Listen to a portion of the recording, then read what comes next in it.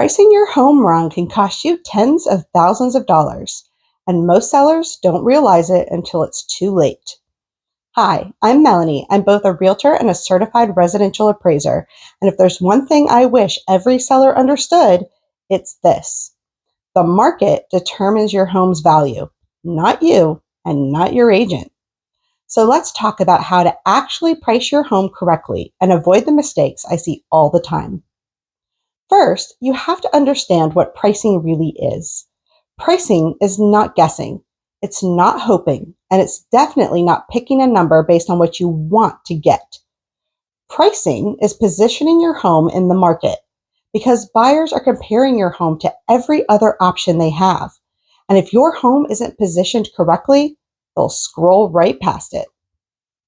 The foundation of pricing always comes back to comparable sales.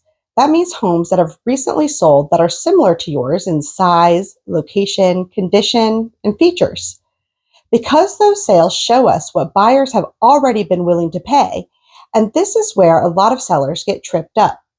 They'll say, well, my home is better than that one. And maybe it is. But the question isn't, is your home better?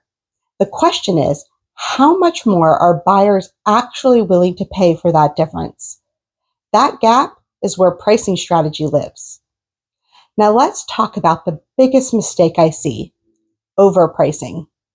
A lot of sellers think, I'll just price high and see what happens. But here's what actually happens. When a home is overpriced, it gets less attention. It sits on the market longer. Buyers start to question if there is something wrong with it, and you end up chasing the market down with price reductions. And often, you end up selling for less than if you had priced it correctly from the start. Overpricing doesn't give you leverage, it removes it. Now, on the flip side, pricing correctly does something very different. It attracts more buyers, it creates more interest, it can lead to stronger offers and put you in a position of control. Because when buyers feel like a home is priced appropriately, they act.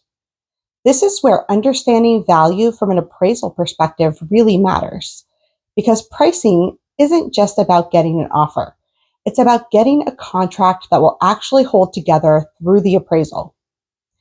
Because if your home is priced too high and the appraisal doesn't support it, now you're renegotiating or the deal falls apart. And that's the part most people don't think about. So when you're pricing your home, you need to consider, what is the market saying right now? How does your home compare to recent sales? What are buyers currently willing to pay?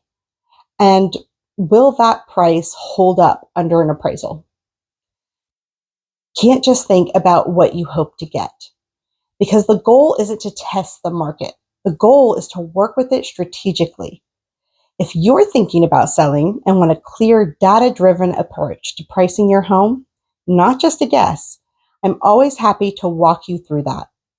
And if this was helpful, make sure to follow along.